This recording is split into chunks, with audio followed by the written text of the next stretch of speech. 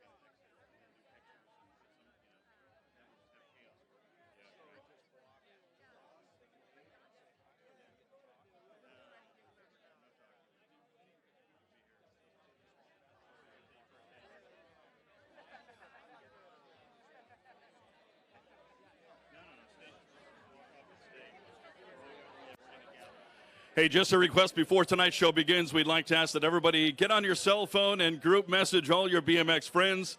The link on the screen to remind them to watch a Hall of Fame live on the USA BMX Facebook or YouTube pages. That should be on the screen in a second.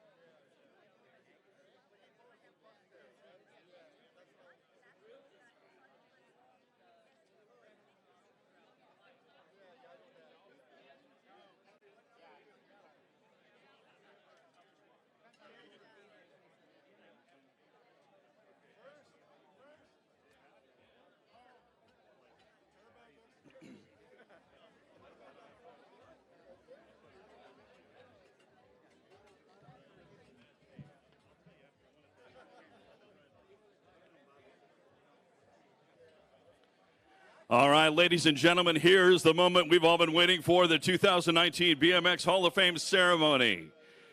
Before we bring up tonight's MC Cash Matthews and B.A. Anderson, we'd first like to introduce you to the former BMX Hall of Famers who are with us tonight.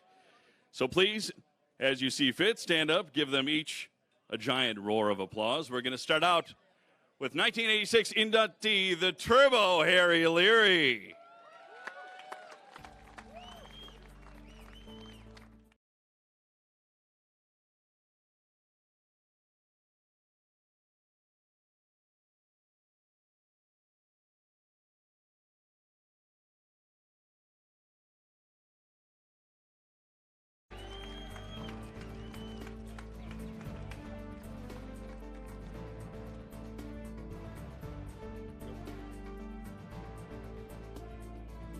The first ever winner of the Nora Cup. Welcome, Bobby Encinas from 1987.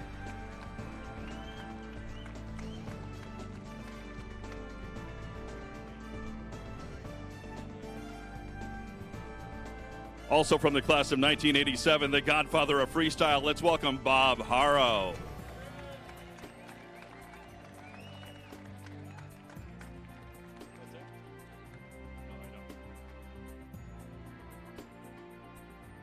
It's King Edward. Let's welcome Eddie King.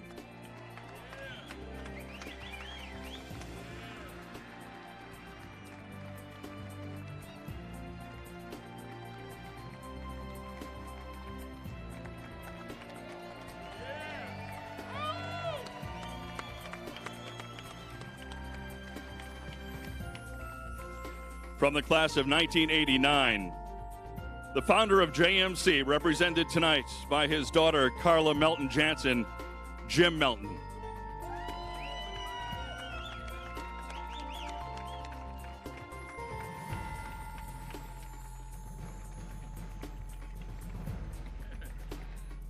From the class of 1991, the P and the K of the PK Ripper, Perry Kramer.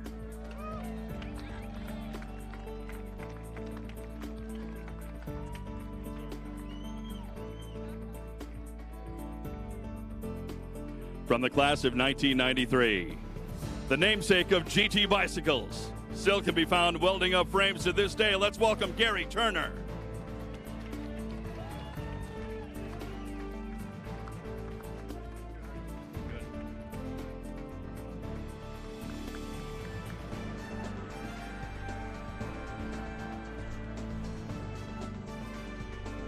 From the class of 1994, the BMX and mountain bike pro who currently owns Box Components. Say hello to Toby Henderson.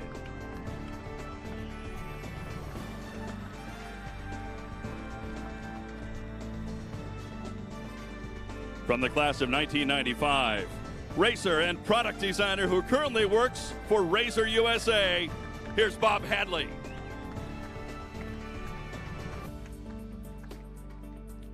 From the class of 1995, Black Mountain BMX track operator, represented tonight by his widow, Debbie Kelly. Welcome, Pete Kelly.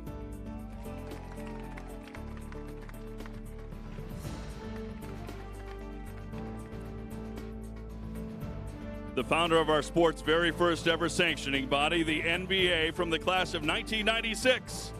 Let's welcome Ernie Alexander.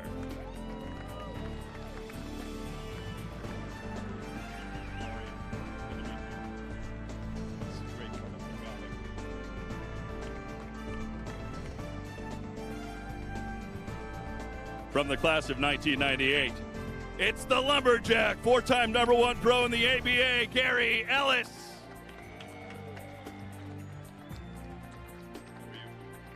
Good. From the class of 1999, still racing BMX to this day, and current track operator at Colorado River BMX in Bullhead City, Arizona, welcome Turnell Henry.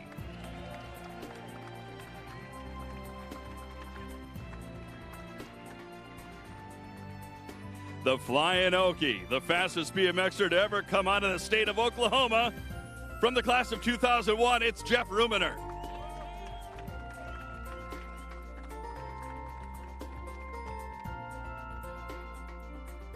SoCal BMX legend who helped put Delta, Skyway, TW, and Free Agent on the BMX map. From 2003, it's Denny Davidow.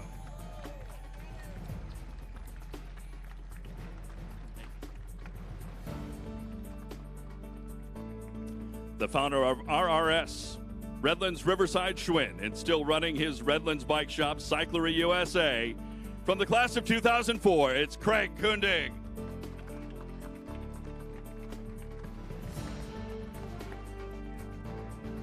Okay.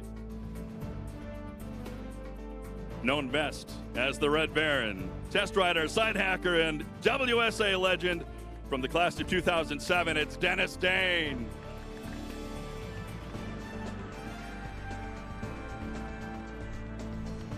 From the class of 2006, one of the kids responsible for bringing BMX racing to the state of Oklahoma. And from 2007, here's Cash Matthews and Elaine Holt.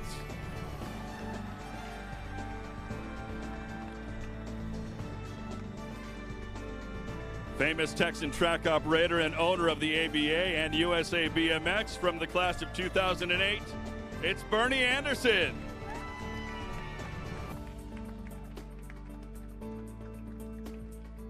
Former president of the ABA and a board of director for the BMX Hall of Fame. From the class of 2008, say hello to Clayton John.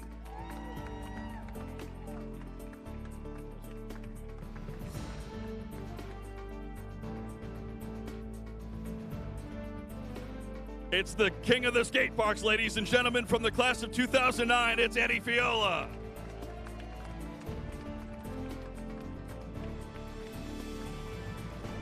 Former editor of BMX Action Magazine, currently editor and photographer for Pull Magazine.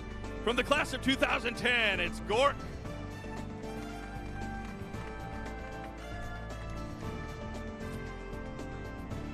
Do a trick, Woody. A leader of the freestyle movement. From the class of 2010, it's Woody Itzen.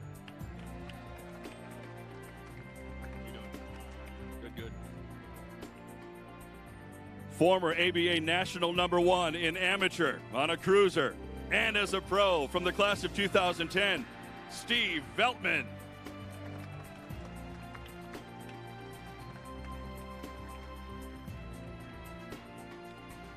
Schwinn's franchise player, making the Schwinn Sting famous. From the class of 2011, Donnie Atherton.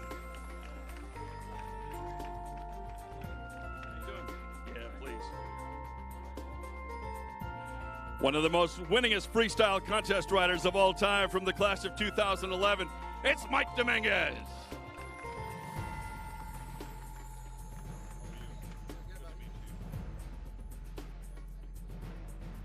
GT Factory superstar and team manager. From the class of 2013, welcome Rob Fade.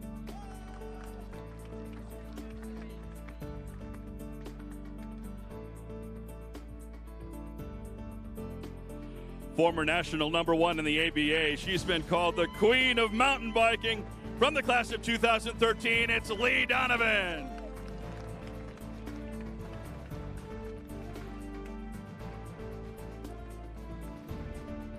It's the Mr. Bill Show. Working for Razor USA, he continues to race BMX to this day. From the class of 2013, Billy Criggs.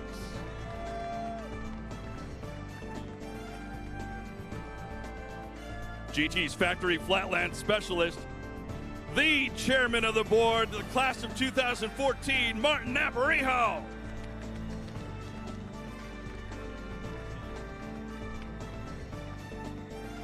The Las Vegas legend who helped put CW in the BMX spotlight.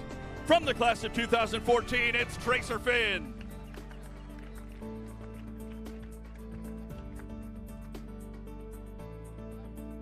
It's Harrell's freestyle legend, known for his smooth style and unmatched skills. From the class of 2015, Brian Blyther.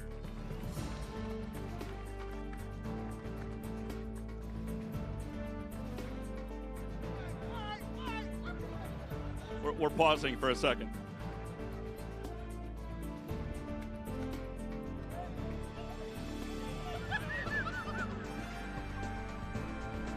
Mike Miranda, ladies and gentlemen.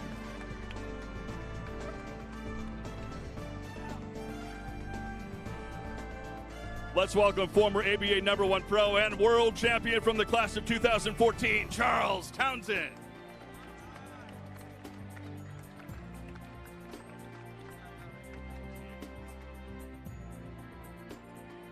Another San Diego Ripper and former ABA National #1 amateur from the class of 2017, it's Doug Davis.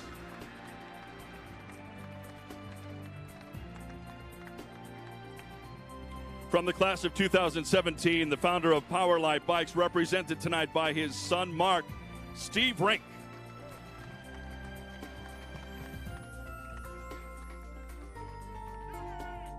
Praise the Lord, Lord Velker, the face of Dyno Freestyle Bikes, from the class of 2017, Dave Velker.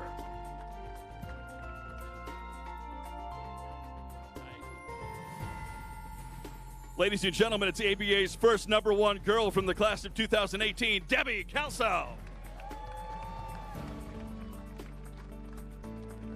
Yeah, good. You guys feel the ground shake? It's the earthquake, Clarence Perry from the class of 2018.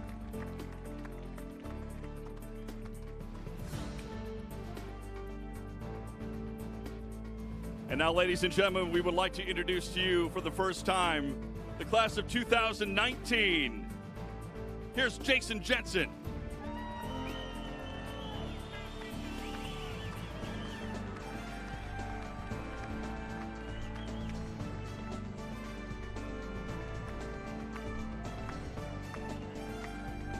Evert Rosecrans.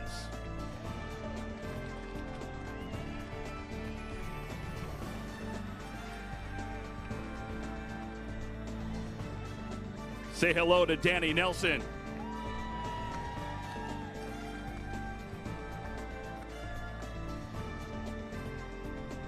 Represented tonight by his son, Dana Brown, Bruce Brown.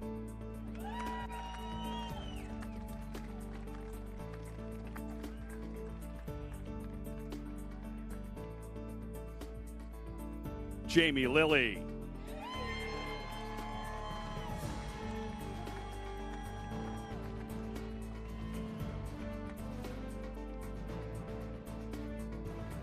Jamie Bestwick.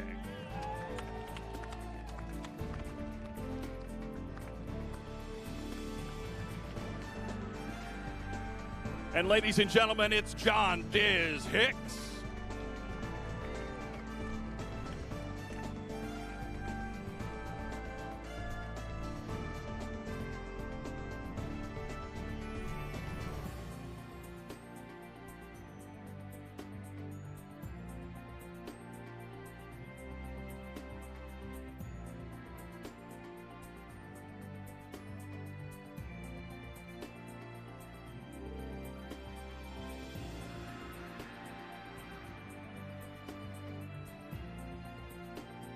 All right, guys, if you could get together for pictures.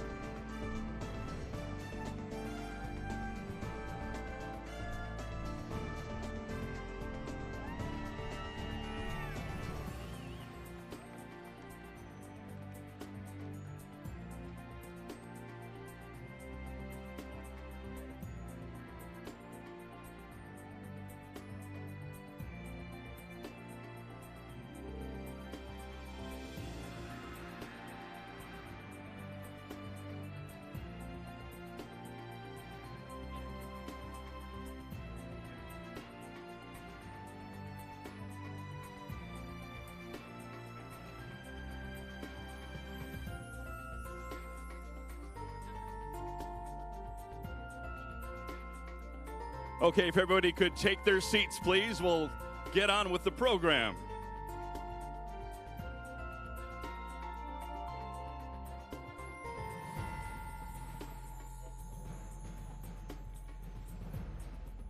All right, we are also pleased tonight to bring you up to date on what's in store for the future of the BMX Hall of Fame.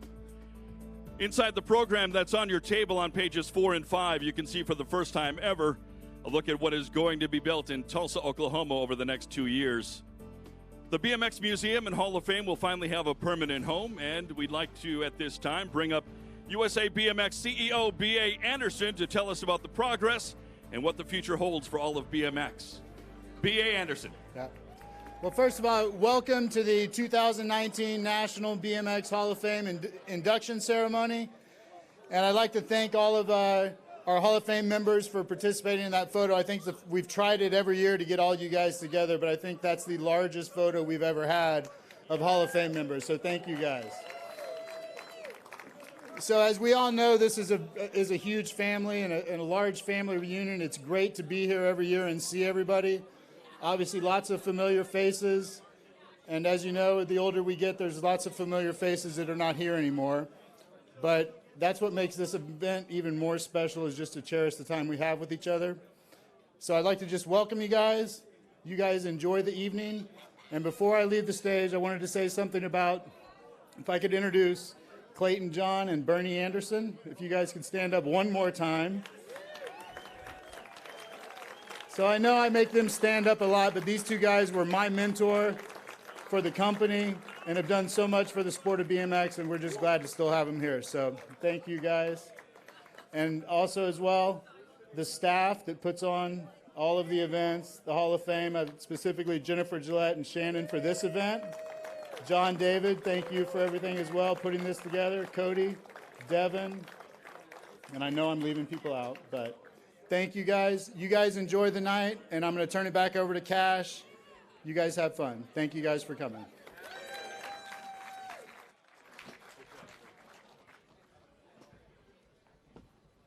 All righty. Good morning.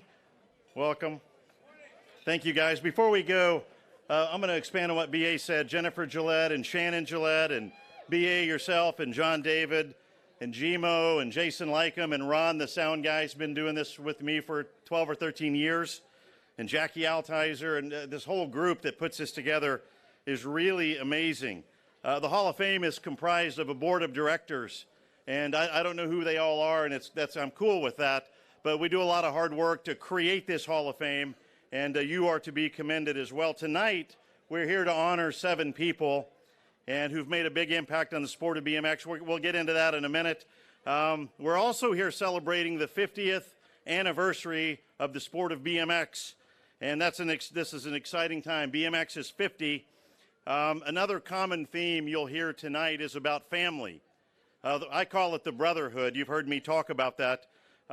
We all have this common bond of bicycles, and what an odd common bond it is. And then later we're going to do a little update on the stuff going on in Tulsa and the new Hall of Fame and the new facility there. Very exciting.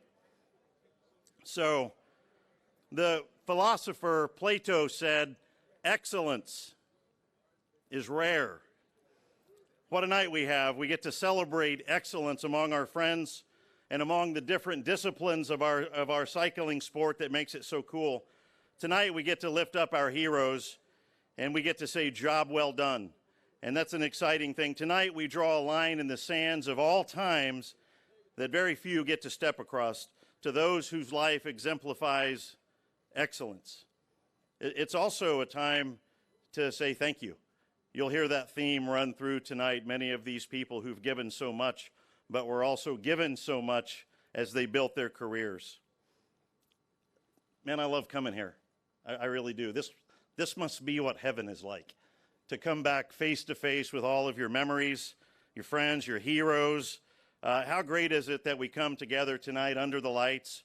We're not watching the lights. We're just living under them. We're not chasing down the finish line anymore. For many of us, those days are over, except for Harry Leary. But we get to celebrate each other and what we've done and lock arms in a common bond. And I like to call that the brotherhood. Tonight we get to exhale a little bit. and say, job well done. We celebrate the ultimate brotherhood here in the Hall of Fame.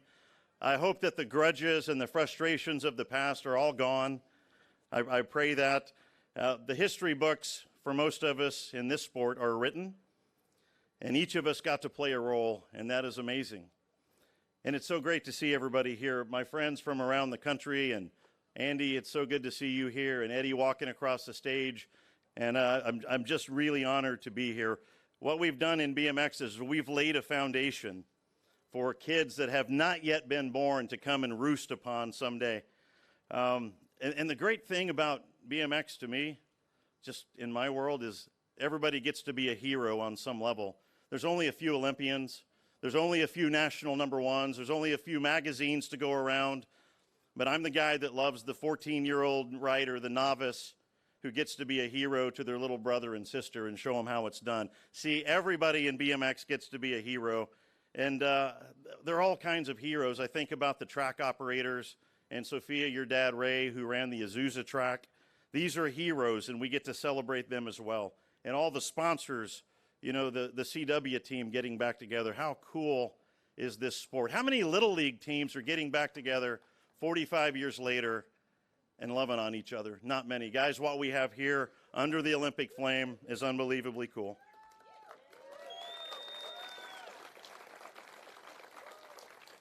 So tonight, we honor those who were committed to excellence. Tonight, we lift up 7 unique people, 7 people whose careers shined brightly for a period, and they became superstars in their endeavors. And in the sport of cycling, those endeavors and these people shall be remembered for all time.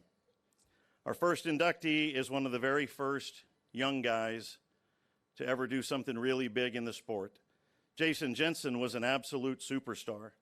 In fact, I was older than him, but he was one of my heroes. He was one of the guys that made a lot of us 14 and 15-year-old guys really glad we weren't 8. And he did so much in the sport, but he also was one of the first people who created an image and was on the cover, and we learned a lot from watching him and what he looked like on the cover of all these magazines. And he was one of the great superstars. I couldn't be more excited for Jason than I am today. But before we bring him up on the stage, let's watch a little video about his life.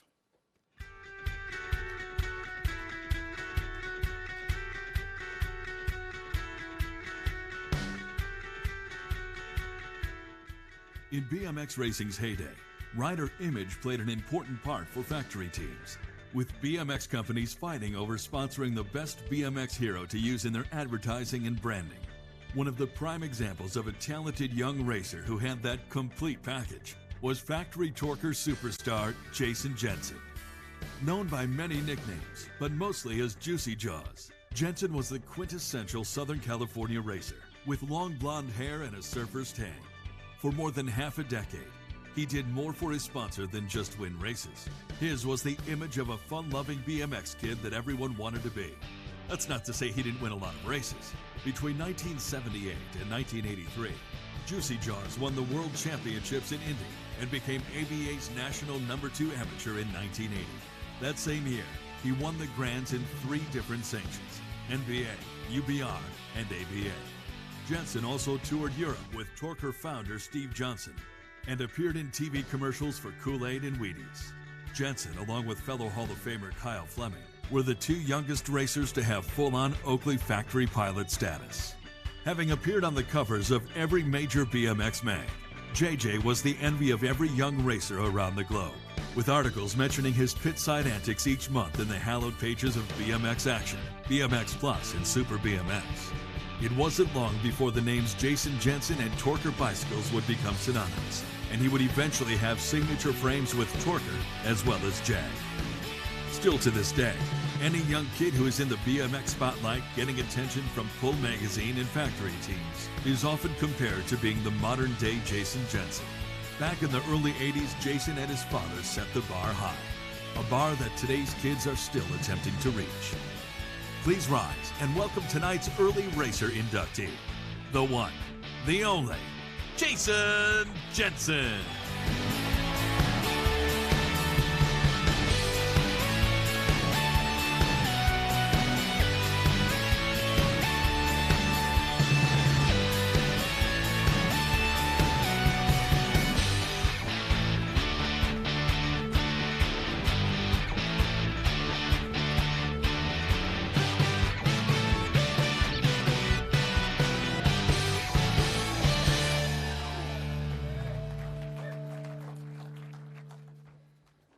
this is too cool. Can you hear me? Can you hear me? Wow, everybody keeps asking. I got no speech. I didn't write nothing down. You know, it'll kind of be from the heart. I'll probably be all over the place. First of all, I want to thank everybody at my table. My wife, Stacy, for being here. Her granddaughter, Skylar. My son, Justice Jack Jensen. That's my boy. I'm honored to have Mike Aguilera, Eddie King, and Tracer Finn. Dude, three, some of the best friends you could possibly have, to be at my table. And of course,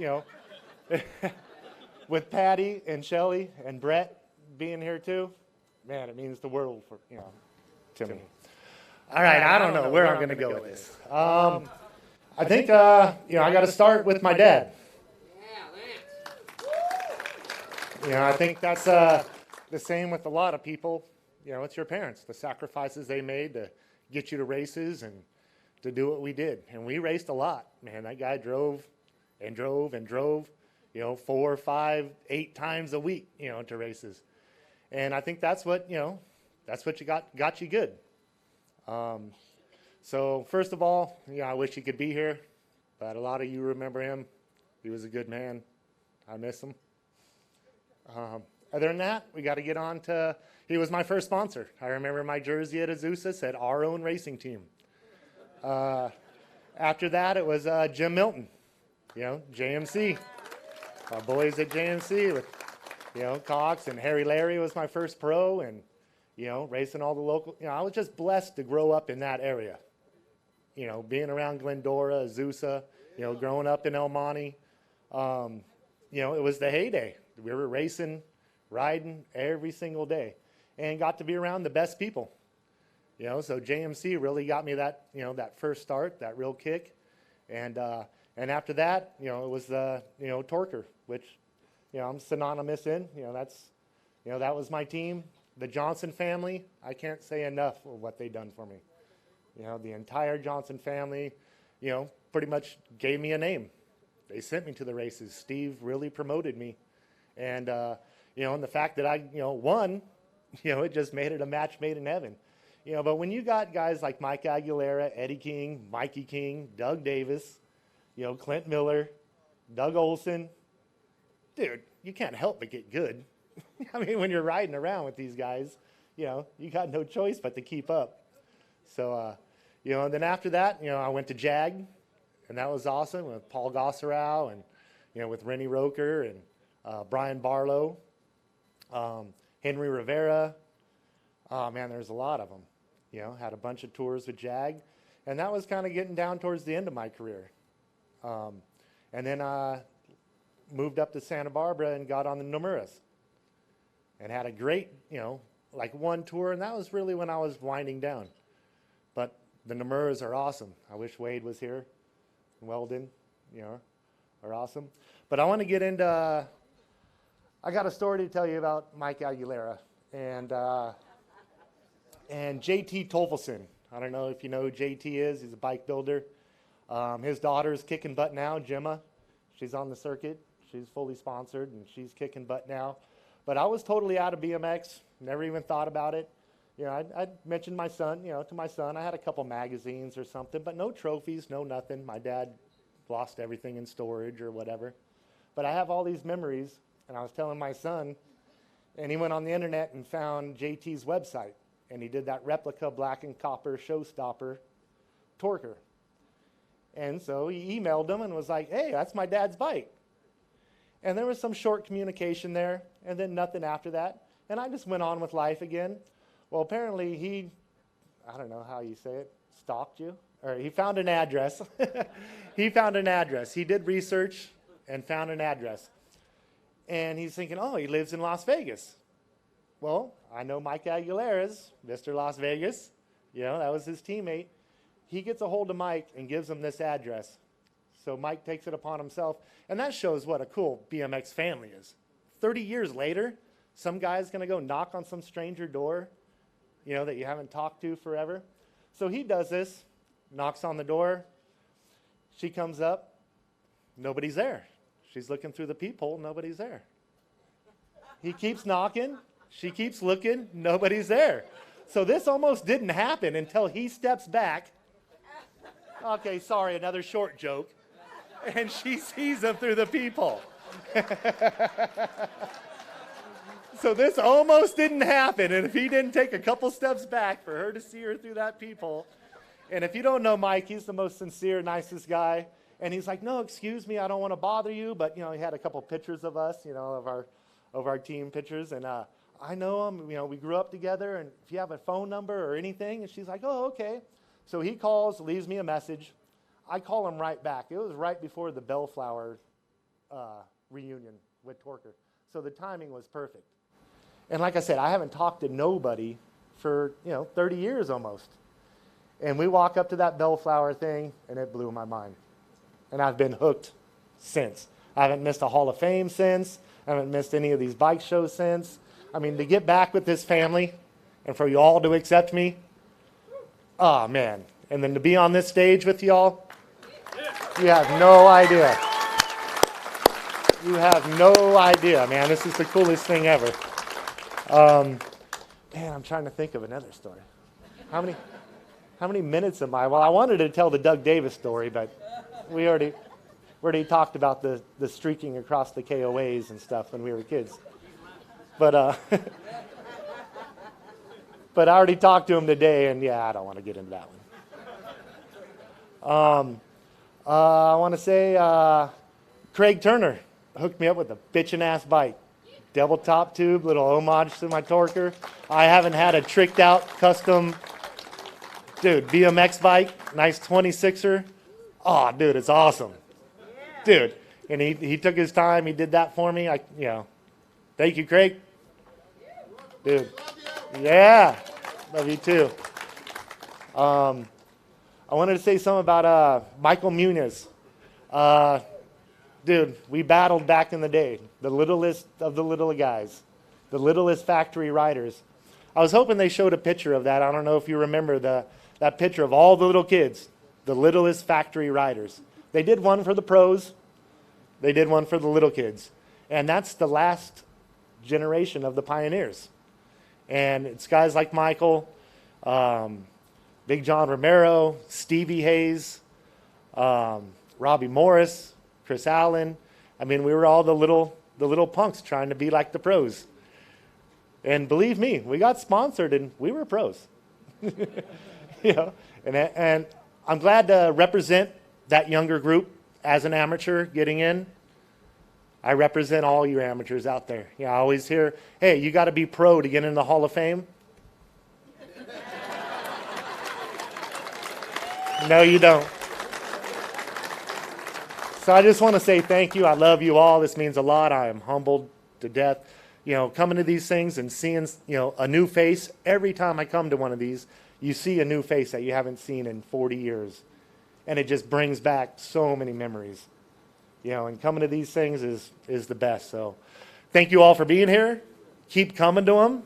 I mean, it means a lot. I think like Cash said, oh, yeah, let's talk about Cash. How is it the best MC in the world happens to be one of us? Right? I want to thank Shannon, USA BMX, BA, got Merle Minica, Gene. Oh gosh, you think of all the names, like he said, the track operators, the sanctioning bodies, Ernie Alexander, holy crap. That's, none of us, a lot of us wouldn't be here if it wasn't for him. So, you know what? Thank you. I think I'm done. Hey.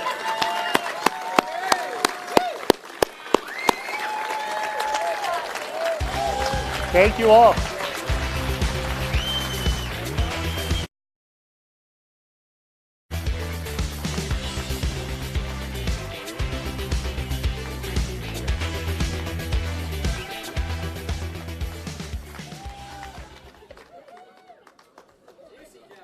That was epic.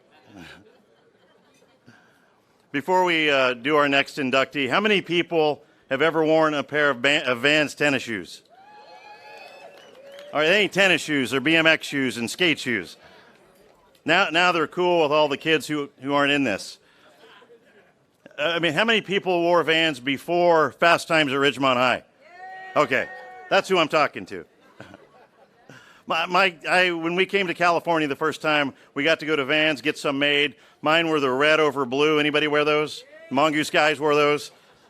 And we got back to Oklahoma, and like, I had the only pair. And like, for the first time in my life, I was cool.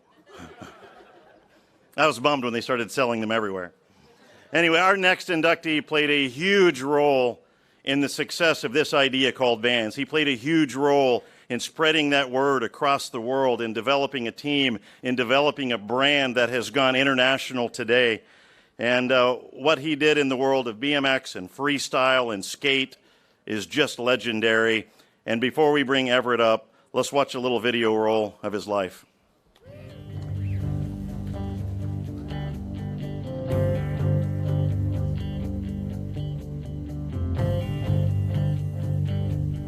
Believe it or not, there was once a time when nobody had ever heard of Vans shoes.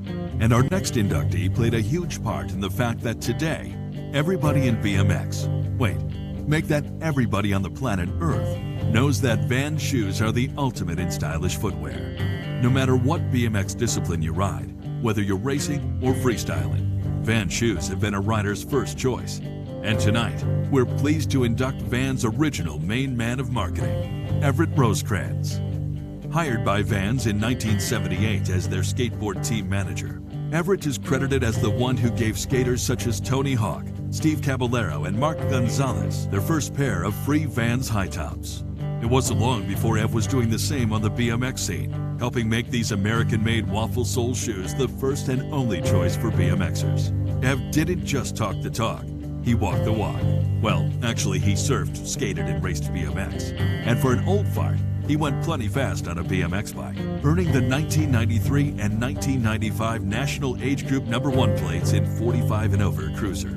His skill for spotting talent and picking up the perfect riders to represent Vans was uncanny, choosing BMX pros such as Steve Veltman, Pete Lonkarovich, and Terry Tennant for Vans' dominant race team, and having Hall of Famers like Fiola, Itzen, Dominguez, Blyther, and Aparijo on the freestyle side helped firmly position Vans at the top of all shoeboxes. Everett's list of contributions are many, from spending time at Camp Woodward to providing technical input and support on the movie Rad, along with working for Vision Sports as events coordinator, to providing direction and input as a board member of the NBL and USA Cycling. Rosecrans has played a big role in guiding the sport of BMX toward its new position as a dual-discipline Olympic sport.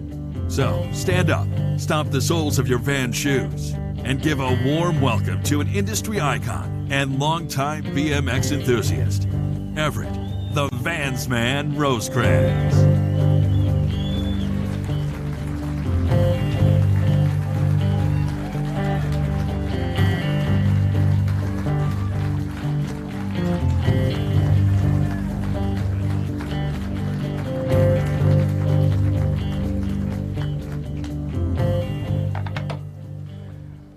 All right, Jason, you got me psyched now. I have to do this like he did it, freestyle. But freestyle is what I'm known for, and I guess that's what got me started in the sport.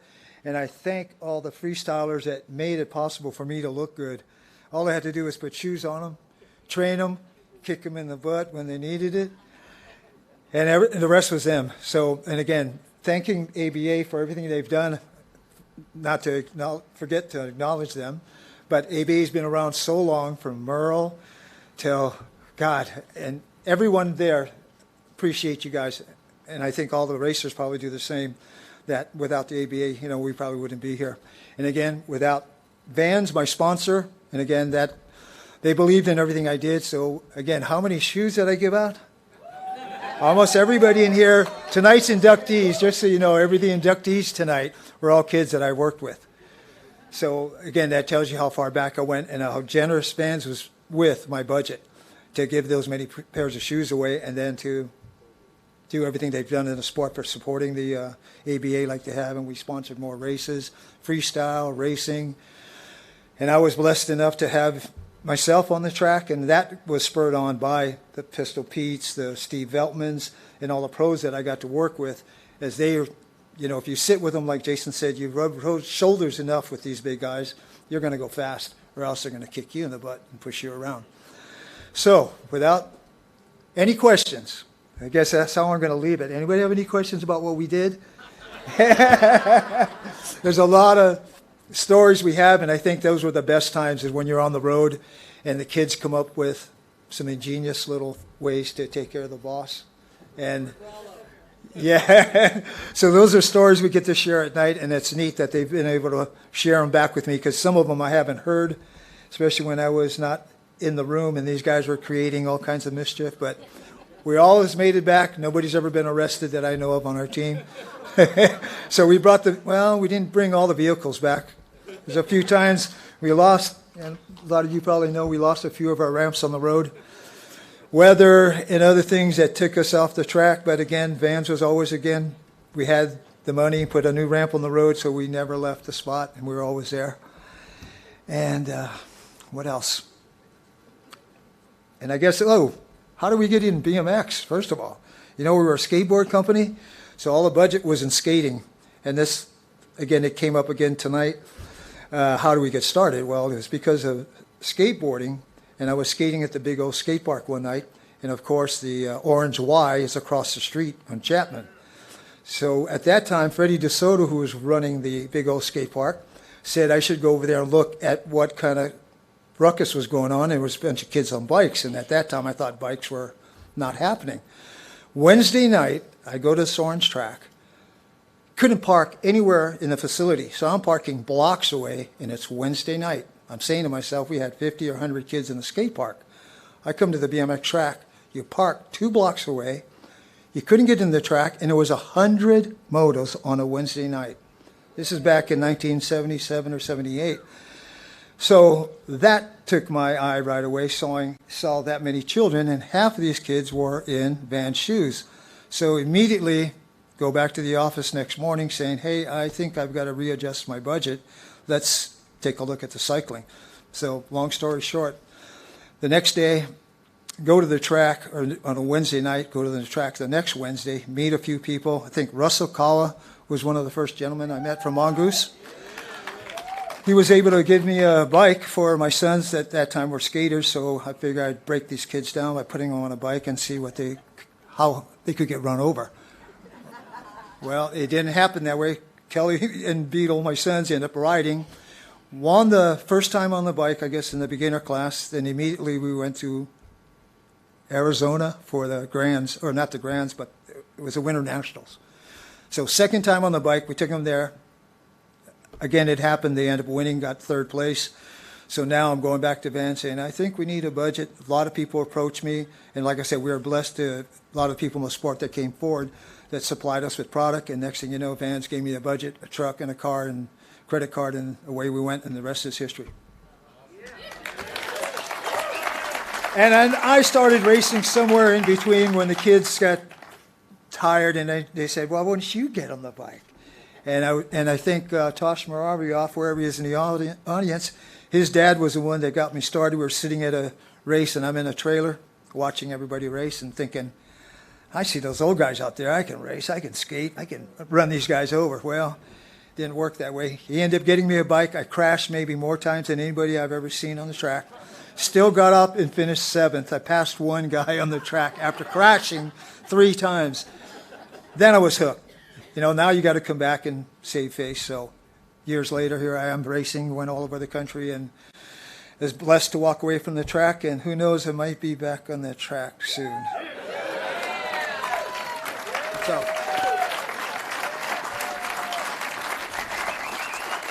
Any questions? Then I'm out.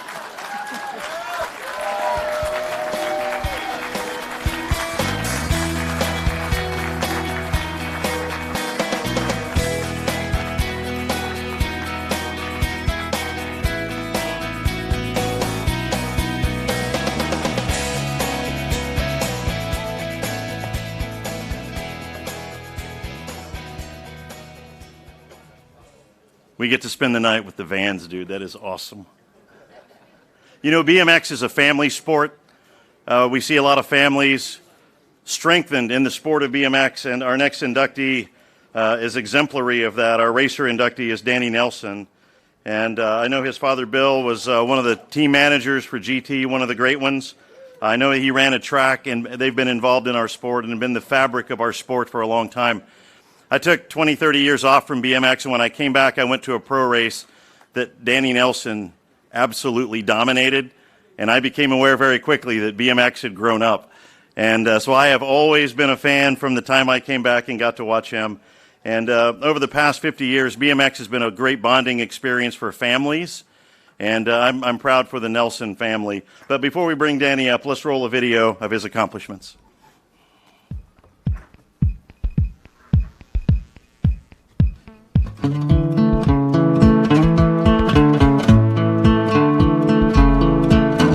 Sycamore BMX track in Simi Valley, California, has been home to many BMX superstars and national number ones. And among them all stands a national number one pro and world champion with a long and illustrious career. His ABA pro career tallied up 198 AA pro mains, with 37 wins from his 99 podium finishes. It all started in 1981 for 6-year-old Danny Nelson. Over the next 25 years, he'd grow from a young amateur superstar riding for Robinson Racing into one of the most popular racers in the circuit, representing GT and Powerlight. The BMX world knew that it was a sign of the times when on the same day in 1993 that Danny Nelson turned AA, the young rookie would also win his very first race as a AA pro. It was no surprise that he'd earned the 1993 Golden Crank Award for Rookie Pro of the Year. Then came 1994. In his second season as a pro, Danny would win the IBMXF World Championships in front of American fans at the legendary Waterford Oaks BMX in Michigan. Being mentored by the firm's pro teammates Greg Hill and Gary Ellis, Thunder Dan would claw his way up the pro ranks, finally earning an NBL number one pro title in '99, followed by the ABA number one pro plate in 2002, making him one of only 5 riders in BMX history to have earned the Triple Crown of BMX, all 3 major titles. Not many BMX pros can say they went out on top, but Dan can. With an average career ranking of number 6.6 in the ABA, Nelson retired the following year mid-season to begin a new life as a business owner. But the legend of Thunder Dan has lived on, and his reputation is still talked about today and lives on with all Simi Valley locals. So, stand up and salute a true BMX icon, your 2019 Racer inductee, Thunder Danny Nelson.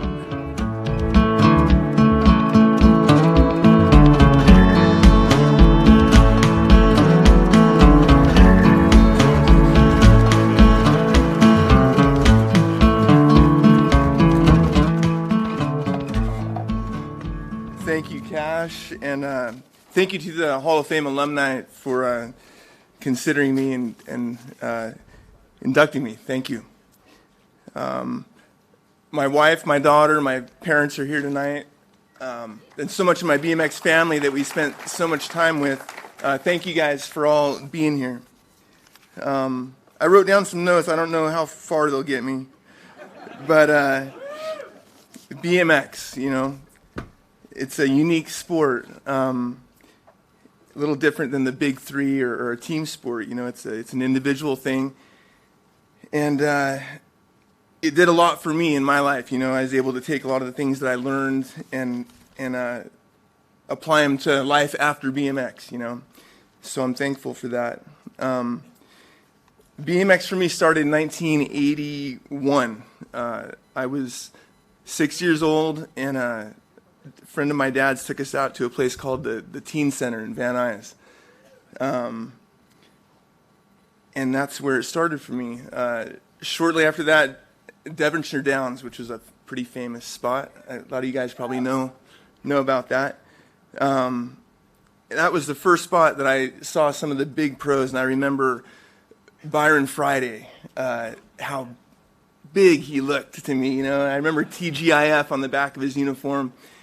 And that's the first place that I saw Stu Thompson, Harry Larry, Greg Hill. And those were the guys that I looked up to, you know, when I was young. And you know, I talked with my dad and TC, who was my team manager and friend for so long on GT. And so much this about timing, you know. You're, where you come in, where you leave, it kind of defines your experience in BMX, you know. And I would think I was so lucky to come in 1981, right, when things were really starting to roll, the big name pros, and the whole GT thing that I spent my whole career. I spent 20 years with one outfit, really, you know. And man, how lucky was I to be able to kind of be on the front end of that whole thing and see it through, really, till the end, you know. I had a couple little stories I wanted to mention. My first national was in Bakersfield, 1981, and that's a guy named Chuck Robinson saw me riding, and he also out in the valley at the Devonshire Downs track. And at that first national, he wanted to talk about sponsoring me, you know, and so we did that, and it went well, and we ended up going to Holland as an 8-year-old with Chuck and the Robinson team, and I had my first taste of Holland beer on that trip.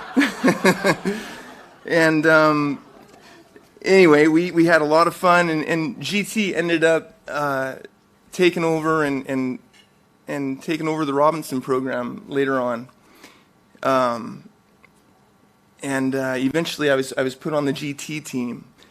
And when that happened, Rich Long met me and my dad at about 9 o'clock on Century Boulevard, LAX, at the Nudie Bar to give me my stuff. He brought all my equipment, my gear, my bikes, all this stuff. And I figured then we were on the right team, you know? So I stayed. I was on GT for I don't know, 5 or 6 years. And when they had full control of Robinson, they put me back on there. I had been there previously, and it was to kind of rebrand it. And Greg Hill was put on that team with me. I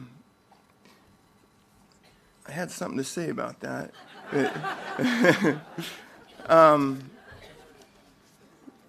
Give me just a second here. No, we had a great time. The GT thing, I was lucky to have great teammates. I was mentored. Gary Ellis was on the team for years and years as I was an older amateur coming through and getting ready to turn pro. And I was able to kind of see how to do it from Gary, Charles Townsend, some of the other pros that were on the team. And I was so lucky to have the teammates that I did. You know, we pushed each other. It was a competitive atmosphere, but we were great friends, you know. Greg Romero, Dale Holmes, Robert DeWild, Thomas Allier. You know, I think that we all pushed each other and made each other better racers, you know. Anyway, I just like to say that, you know, the sport has changed quite a bit since I've been retired and gone, but at the end of the day, it's still kids riding bikes and competing and learning to make their own way. You know, there's nobody on the bike with you when you're doing this, and to excel at it and become successful is, like I said, something that you can use and take with you afterward, you know. So anyway, I'm very, very humbled, very, very happy to be part of the alumni now. Thank you guys again for considering me. And, you know, I think that's all I got for tonight. So thank you very much.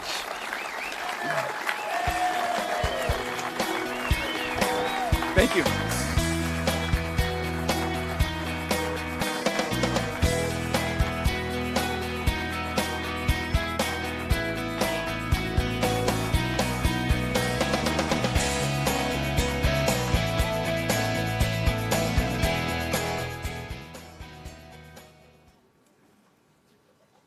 All I ever wanted was a motorcycle. I was 8, 9 years old, and my mom would say, "What do you want for breakfast?" And I would say, "A Honda Mini Trail 50." And they got really tired of it. We were never going to get a motorcycle for me. We were a poor family, but it was all I ever wanted. And then one day, I happened on a video called On Any Sunday. And I was watching it because it was a motorcycle thing, and that's who I thought I was. And in 93 seconds of the intro of this movie that helped define and create this sport that we all celebrate tonight, my life changed in a minute and a half. I don't know where the sport would be without that intro, filmed partially here at Dana Point, right near where we are. But the fact is, for so many of us bike enthusiasts, that had an impact on us. And I never did get that motorcycle. But man, I got to stand here with all the great people of BMX and get to meet Dana Brown, the son of Bruce, who created that movie that for many people, just like me, it had an impact that will last all of my life and the lives of many others. And before we bring Dana up, I would like to roll some video here for Bruce Brown and On Any Sunday.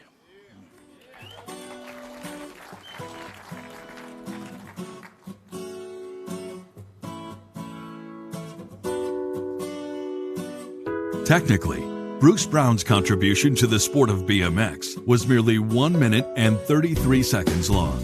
But unknowingly, it would become a monstrous spark that would quickly ignite a BMX bonfire. Let's take a look.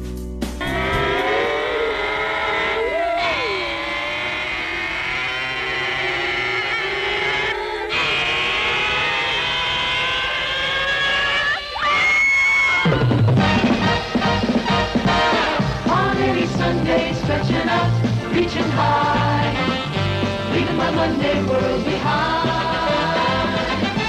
I fly my rockets and explode in the sky, kick up my heels until I find I'm flying over my shoulder to the dark I'm falling. Run, boy, and catch me if you can. On any Sunday I'm flying. On any Sunday, like the tail of a kite, flying and dancing in the wind. Something inside of me goes back through the years, and I'm a kid I used to know. I'm flying over my shoulder through the dark. I'm falling. Run, will and catch me if you can. On any Sunday, I'm a flying bird, flying bird.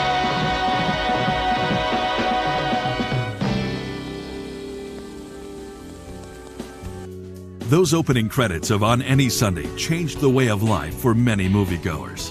Both kids and adults were inspired to check into this new activity that would become known as bicycle motocross.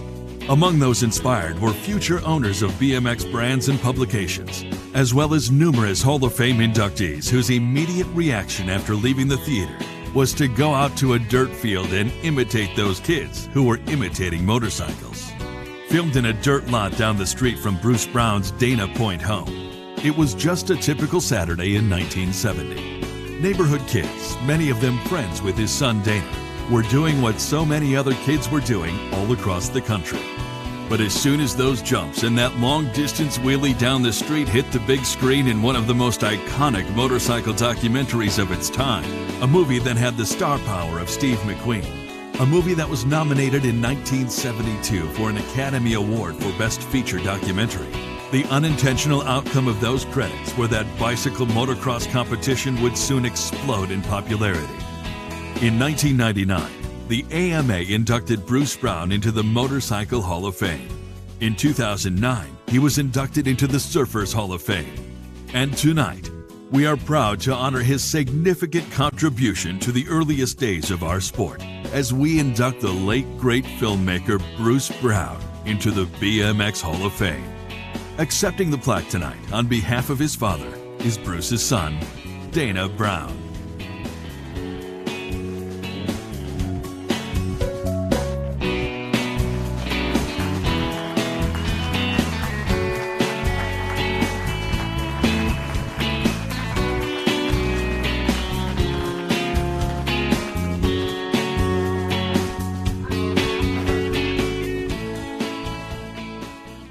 Thank you. Some people think I was in that bit. I wasn't. I was playing Little League that day. That's true. That number one, that's a guy named Mark Manderville, who's a contractor still in San Clemente. And everybody goes, I saw you in your dad's thing. But we did that every weekend. But, of course, when it was Legend, he didn't tell me. And he was a real asshole, just so you know. Not true. He would have been humbled. I certainly am. I mean, for the rest of the inductees, you guys devoted your life and you built this sport. And for many of us, I mean, we did that just because that's what we did. We used to put motorcycle handlebars. We used to take off those Schwinn wheels and put motorcycle, because we just were pretending we were motorcycle racers all the time. And all these years later to be here is, I don't know, it's humbling. For sure, and to meet so many of you is great. And I want to thank all the people that put this together, and Todd Huffman in particular for pointing Dad out. I really appreciate it. Yeah, absolutely. I'm a filmmaker as well. I did like Dust to Glory and Step into Liquid and stuff. And my most recent film is on my father. And they're going to run a little thing to show you about my dad that I did. We're just finishing it now. So that's what I'd like to do. Thank you so much. With me is surfing photographer Bruce Brown. And Bruce, let me say, I think the movies you take of surfing are just superb. This is the story of an icon. The Academy Award-nominated film On Any Sunday and the Surf Tribute Endless Summer. A filmmaker. Nobody's doing documentaries like that. I mean, Bruce really opened up the door for a flood of filmmakers to copy what he did. Motorcyclist. I don't think seriously I'd be doing today what I'm doing today without seeing that movie. You know, it showed the heart and soul of motorcycle racing. Surfer. They were the foundation of this sport of surfing that's grown into this gigantic, mega $1 million industry now. I don't think you ever see a group of men like that again. You know, they fished, they dove, they surfed, they rode motorcycles, and they built things, they designed things, they changed sports. So how does that happen? How do you become, how does somebody turn into some legend? Just get old. You get old enough, you may become a legend.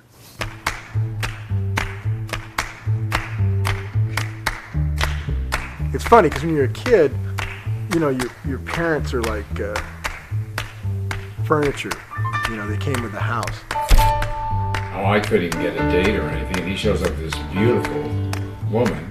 Ended up foolishly marrying him. That's your mother. They were married, and all the stuff that comes with a good marriage. But I mean, Mom was Dad's co-driver when he rally car raced. Mom was like his sidekick as well as his wife. I've never seen any other couple really. They had this just bizarre love affair.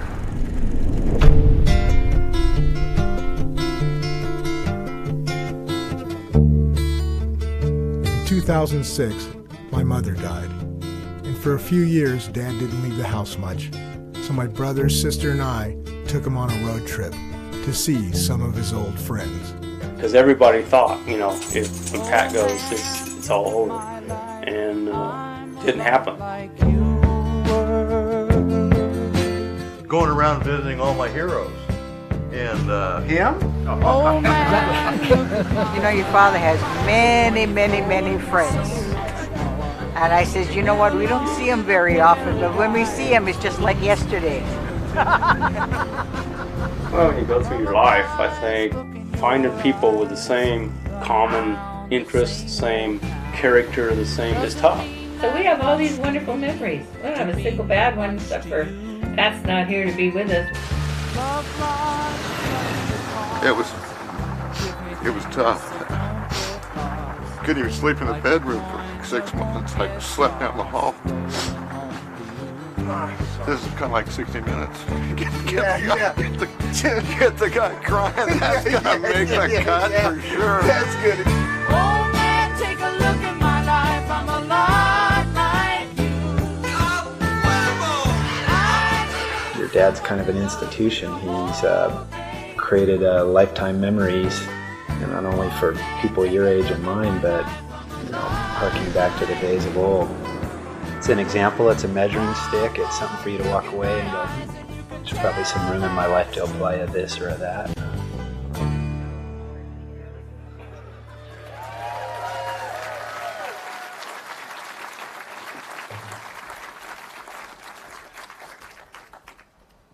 It's like one of the coolest moments of my life right there. Thank you for letting me be part of that, Dana. That is so awesome. All right, so tonight is a great celebration, but we're going to take a moment to celebrate the lives of some of the people that we've lost along the way. They say that death ends a life, but it doesn't end a relationship. And we have a relationship in this family that endures. Last year, between the Hall of Fame last year and this year, we lost a couple of people. And the first was Gary Ellis Sr., the father of Gary Ellis, Hall of Fame member. Mr. Ellis was inducted in 1987. He was a longtime track operator in Washington at River Valley BMX. And most of you, or many of you, know him as the official travel agent for BMX through Adventure Travel. And that's where so many people came to know him. And he's one of the people that exemplified the phrase I use, that how you do anything is how you do everything, and he was a man of excellence.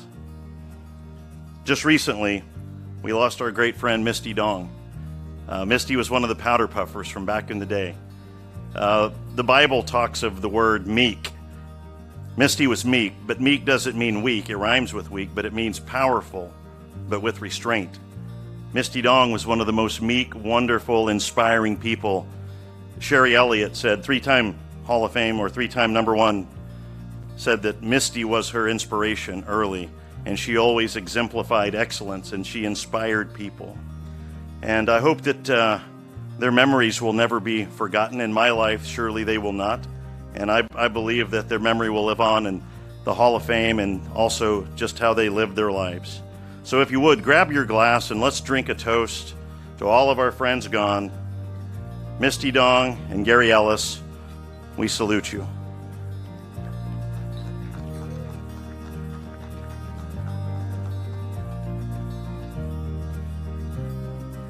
Tomorrow morning at 6:30 on the beach near Patty's house, I'm hosting a sunrise service to celebrate the life of Misty Dong. If any of you would like to join us, it's starting at 6:30. If you don't like it, don't show up, but that's when we're going to be there.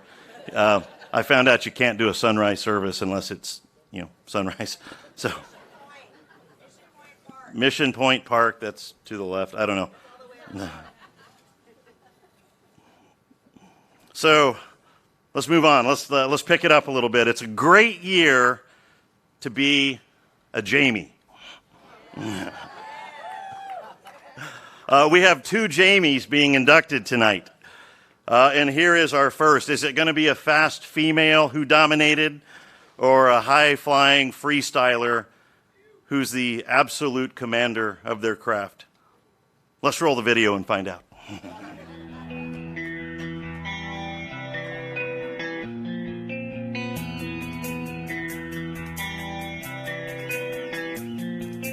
Our next inductee has probably spent more time in the air than any other Hall of Famer ever. With a string of 9 straight X Games gold medals in vert, and a grand total of 14 altogether, our next inductee is only 1 gold medal shy from tying Shaun White in the X Games win column. We are talking about none other than the British BMX import, Jamie Bestwick. After falling in love with BMX at 10 years old, Jamie took a huge risk by quitting his airline engineering job in England to chase the BMX dream here in America. Not only did the risk pay off, but there have been many rewards since. In 2000, he ended Dave Mirra's win streak. In 2005, he won every single competition he entered. Winning 10 Dew Tours, he was named their Athlete of the Year in 2006. Bestwick has been nominated for an ESPY Award as Best Male Action Sports Athlete. And in 2014, he won the acclaimed Laureus World Sports Award for Action Sports Person of the Year, a trophy that he shares with the likes of Shaun White, Bob Burnquist, and Kelly Slater. Still to this day, at 48 years young, Jamie Bestwick remains a podium favorite and gold medal threat in BMX vert. And furthering his credentials, he's helping coach the British Olympic freestyle team for when freestyle BMX makes its Olympic debut in Tokyo next year.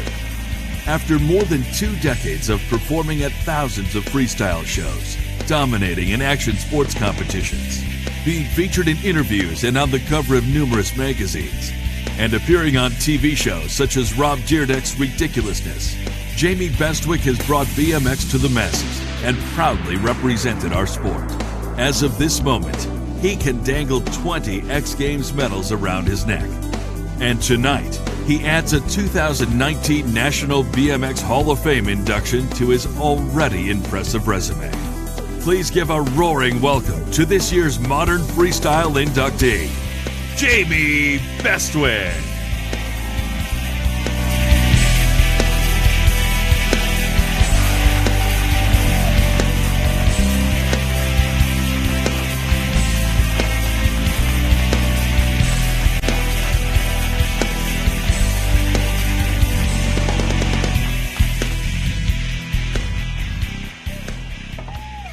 All right, you ready for this? All right, I'll try not to get in too much trouble. All right, thank you very much, everybody, for coming out tonight. It's a wonderful evening. Congratulations to everybody who's been inducted. It's a very humbling experience. And talking of being humble, Dana Brown, right there, passed the wheelie on to his friend in complete denial. But we, sir, we know it's you. You were the #1 bike, and the only reason you don't want that honor is because you know that every guy in here will ask you how you did that wheelie. No saddle, leaned back, pedaling away. Yep, I'm pretty sure there'll be some questions answered tonight. So he's on that table right there at the front. And we'll be here all night. It's a free bar. All right. Well, Jason, he freestyled it. Everett, he sells shoes for Vans, so he can waffle on all night. And Danny had some notes, but of course I have nothing. I just have a BMX bike, and it's a BMX bike. Is that a good one? Is that my best one? Yeah, I had a BMX bike. I mean, this is the BMX Hall of Fame. Unless I'm in the wrong place right now.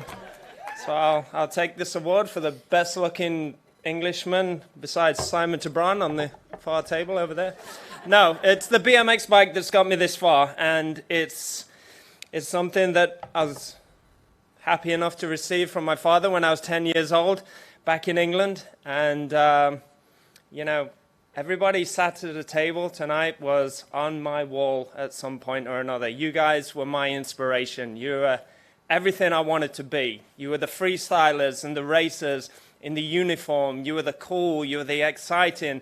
You were worth the wait every month for the magazine to come through my letterbox and to open it up and to sit there and just try and figure out how you guys were doing these tricks, what it must be like to have hair and fly 10 feet in the air out of a bowl with the sky so blue and the babes with blonde hair. It was, when you're living in England, you don't have a lot, all right? So when you've got a magazine that rolls in from the United States and your best guys at Pipeline ripping it up, or Bob Harrow's in a pair of Oakley glasses doing a kick turn, and these days, you know what, that wouldn't fly, but back then, that's what dreams were made of, and that's what my dream was made of. It's what I wanted. It's always what I wanted to be. I loved everything about BMX. It was the means to an end. It was my transport. It was the thing that I could be creative with the colors, with the components, the accessories, the look. You know, I mean, I could never really pull off Diz Hicks' look, and he'll be coming up later tonight, but, you know, just sharing this stage tonight with Diz Hicks is like, you know, being on the playlist with Metallica. It's really awesome, so I can't wait for that gentleman to come up tonight. That's definitely going to be a fun one, but, you know, here we are. It's 2019. It will be a fun one, I can promise you. He told me everything he was going to say over there. I think all the kids have left now, John, so you should be good. Green light, sir. Right on. I like a bit of profanity. It always livens up an award show. So, but no, here we are in 2019. You know, it's a fantastic award, and to be, you know, in the National BMX Hall of Fame is an incredible honor. There are so many people to thank along the way, from team managers to friends, to you know, to family, to Mike Dominguez, to, of course, actually, before we go any further, I would like to thank my golf team today, because we won, and we never win, and we won today. And the best part of winning today was that Dave Volker stole my trophy. And it was awesome. It meant the world to me that Dave took the trophy. But we got to drink champagne and we had a great time, and that's what BMX is all about. But thanks for sidetracking me. I've completely lost where I was going. So Mike, if you could help me out where I was going. No, you don't know? Well, I'll try and figure it out. It was a thanks to everybody. You know, I have to thank first and foremost my mum and dad. They bought me the bike in the beginning. They you know, they started this whole madness, whether they wanted to or not, and at times they didn't. You know, every parent has a level of support, but when your kids come rolling through the door and they're absolutely banged up and, you know, they're missing skin, I mean, there's nothing worse than a kid in absolute agony. Well, there is, actually. There's trying to fix a pair of Sagino 3-piece cotter pin cranks when you finished 10 hours at work. My dad never really appreciated that, but when the job was done, I thoroughly appreciated my dad. So, you know, just the thanks to my parents, thanks to all my friends that supported me, the team managers along the way when I was lucky enough to get sponsors, and I did, and it was an amazing experience. I got sponsored by Hutch. I don't know if you've ever heard of that company, but main man Woody Itson sat there. He had a big part in that. But a sponsorship in England entailed a second-hand frame, a third-hand pair of forks, a fourth-hand set of handlebars with a crack in them, and I don't know whose kit it was, but I think it may have been a XXL shrank down to a medium. So it's kind of interesting. I felt like kind of Karate Kid, but MC Hammer at the same time. Again, England was an interesting place. You had California with blue skies. We had Karate Kid outfits and, you know, passed down bikes. But it was awesome. It was everything I wanted to be. So to everybody who helped me out in the beginning, a huge thank you. I know my good friend Simon Tabron's in the house tonight, and where is he? There you are. We've been on a little bit of a journey together for so many years now, and I hope one day that I see his name put in the National BMX Hall of Fame, because it's been a wild ride. We've shared some really good times. We've damaged many a hotel room, and obviously we didn't pay for any of it, but that's the beauty of sponsorship in BMX. It's always a good time. You know, so you have to maximize on these good times. You know, yoga teachers and life coaches tell you all day to maximize on your life, and we did. We really did. We enjoyed using toothpaste to fix broken doors, and we got very, very good at it. So I just want to say thank you. We've had some great rides together over the years. We both come from small towns. He comes from a town with the Beatles. I come from a small town where Dale Holmes lived at the bottom of the hill. You get what you're given and you work with it. That's all I can say. But it's been a wild ride, and I'm thankful he's here tonight. There's a lot of people that aren't here tonight, and one of them was very instrumental in my career in BMX, and I'm sure in Simon's too, and it was a couple from England, and they were in charge of the UK BFA, which was the British Freestyle Association. And unfortunately, I just came back from his funeral. He just passed away from liver cancer. So Mr. Roy Winfield, I really appreciate everything you did for me in my life and for Simon's and many, many other British field style riders, because without the opportunity and the level of involvement you gave to us all, we would never have been here today. So thank you very much, Roy Winfield and Diane.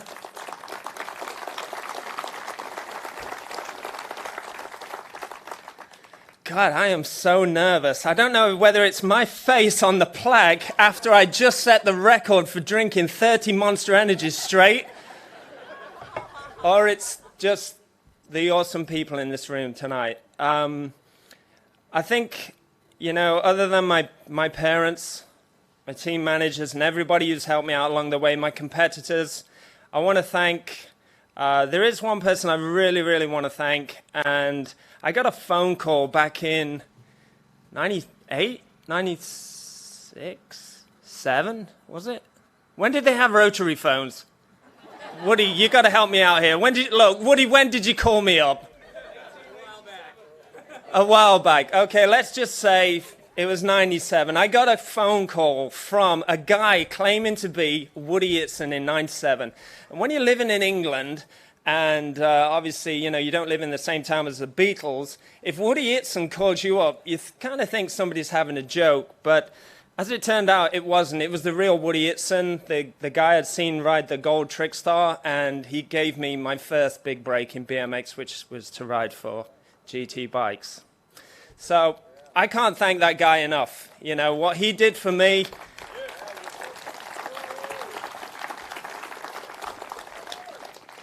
What Woody did for me was pretty awesome. And he just gave me a chance to do what I always wanted to do, is to become one of you guys. The guy that flies high in the sky with the bright bike, the blue skies, and doing the wildest things. And yeah, thank you, Woody. It means a lot.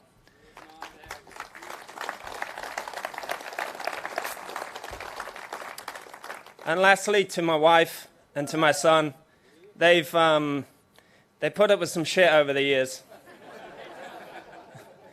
Because I think, as we know, and many of you have experienced, BMX is a wild ride. It's the best sport in the world. I never even consider that there is anything outside of BMX, because to me, this world runs on BMX. It runs on excitement and obviously disappointment too, but my wife's been through everything with me, from winning the X Games to breaking my back to everything. And she's been right there with me, huge, huge support network, and we had a son, and we've been blessed ever since. So to my wife, thanks for giving me that opportunity. Thanks for listening to my crap day in and day out and moaning, and could you please help me put these bars on my bike straight? If you hold one grip, I'll hold the other, and I'll just... That's what marriages are for, right? It's give and take. It's give and take. I'll buy you a handbag. You just hold this Allen key real quick while I just... No. But thank you, Kerry. Thank you for everything. So, thanks. This means a lot. If there's anybody I didn't mention tonight, it wasn't intentional. It's just that I just forgot. I'm honest. I'm sorry. Have a great night, everybody. Thank you so much. This means the world. I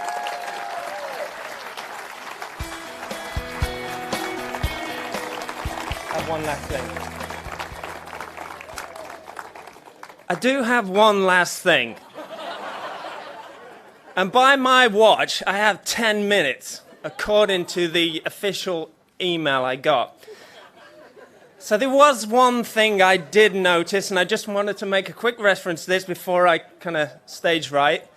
That was when they play the video in the background with the people doing the wheelies and the old bikes and the old legends and just everything that was great about BMX.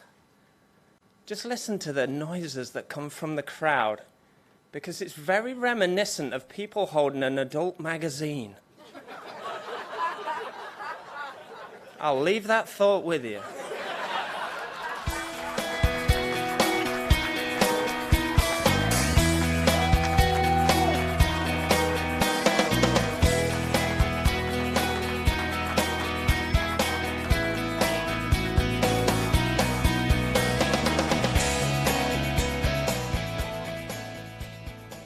That was right up there with Wilkerson's acceptance speech. That was awesome.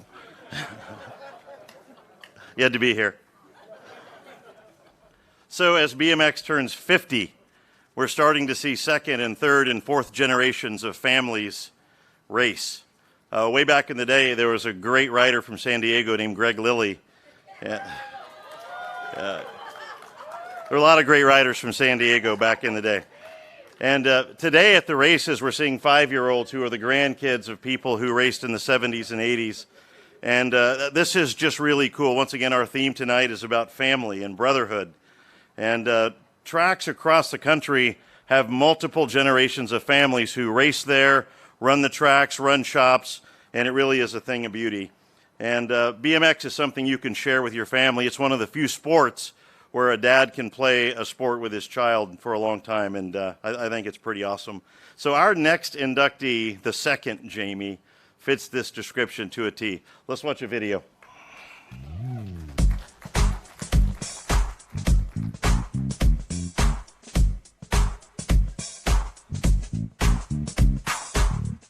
Jamie Lilly's introduction to BMX racing at age 5 came from her father, Greg, who had once ridden for Factory White Lightning and won the San Diego qualifier for the 1974 Yamaha Gold Cup.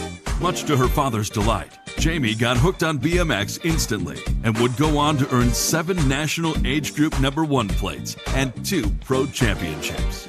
Representing such illustrious brands as Caston, Boss Racing, Auburn, Robinson, and GT Bicycles, Jamie was a staple to the firm's domination in the mid-90s.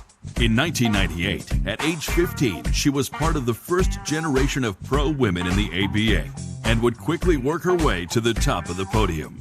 By the turn of the new millennium, Lilly would be at the top of the class, earning her first of 2 national #1 pro titles in 2000, along with winning ABA World Cups and a UCI Junior Women's World Championship. That same year, she was the winningest pro woman in the sport, and by the time she retired in 2011, Jamie had made 113 pro mains, with 60 wins and 87 podiums. Ranked number 3 on the all-time overall ladies pro win list, Jamie Lilly left a huge impact on the girls and women of BMX, and following her retirement from racing, would go on to work in the bicycle industry for companies such as Troy Lee Designs and CD Shoes. Today, she's the mother of 2 with her family stationed in Hawaii. Hall of Fame attendees, please stand up and welcome your 2019 Women's Inductee, a San Diego born and bred BMXer, Jamie Lilly.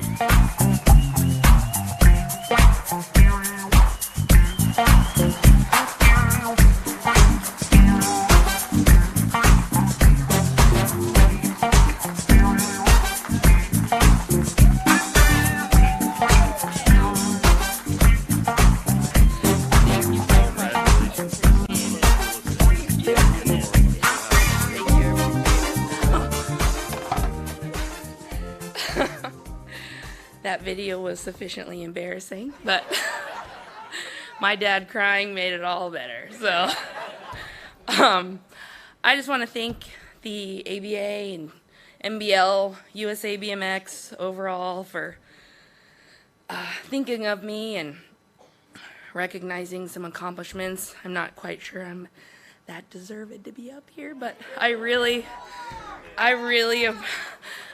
appreciate it, and I'm so humbled by everyone that voted for me. So thank you guys so much. I don't want to cry. My kids cry all the time, so a night without crying was the goal. And I'm really bummed I have to follow that speech. Thanks a lot. So I do have notes, but there's a lot of people I want to thank. I'm just gonna go for it. All right. Obviously, You guys know, everyone knows, my family, my mom and my dad. I can't say anything besides I love you guys so much, and thank you for everything from the beginning. My dad will tell me what I could have said for sure after on the ride home, but I'm actually surprised he didn't elbow me and try to get up here first. So we're good.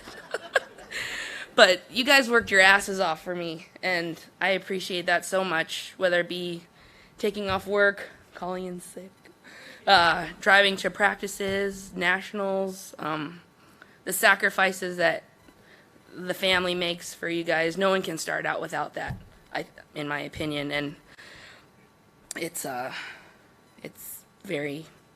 amazing to have that support system. So I appreciate that so much.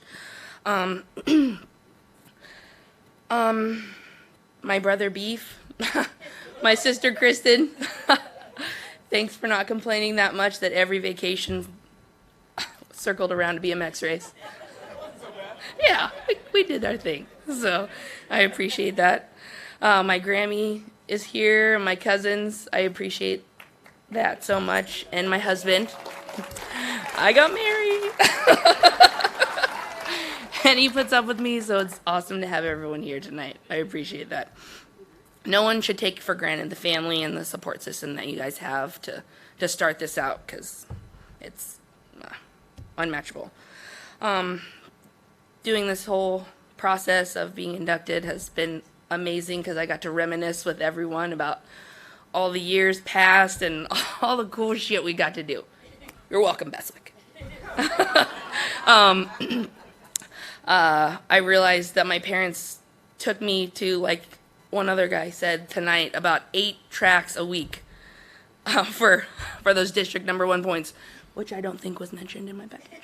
So, district number 1, we did Temecula Tuesday, Kearney Wednesday, Temecula again Thursday, Friday off. Saturday we did 3 tracks, Cactus, Temecula, and Coal Canyon.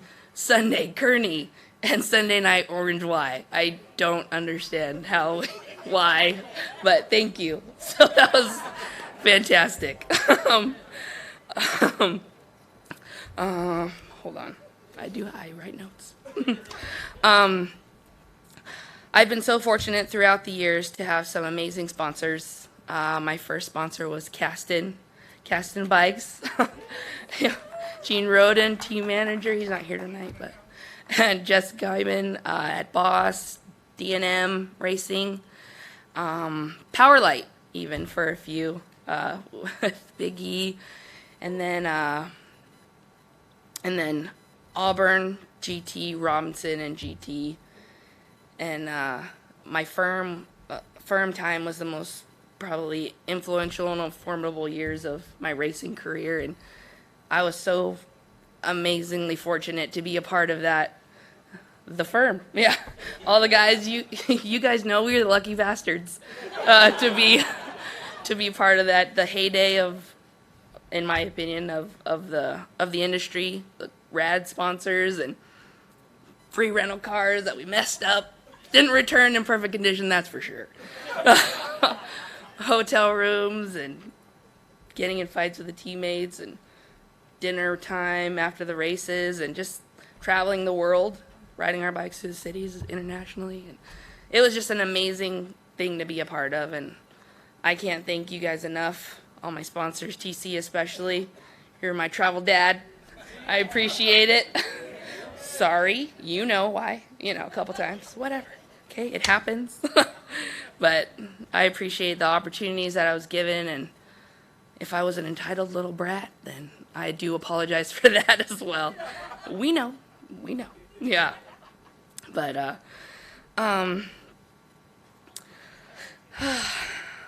so I don't have much to say except for this career has been amazing, and to be part of people, alumni that I've looked up to for so long, and just be included in history is fantastic, and I appreciate it so much. You guys saw that on the thing, the video, that I have 2 little people now, And I'm part of the vicious circle that is BMX. We're already back at the track. He's on a Strider. He cries when we have to go home. Like, oh my God, we're here. Here we are. So we will be out there again. And again, so lucky and so humbled and blessed to have had this amazing ride. And I appreciate it so much. So thank you guys.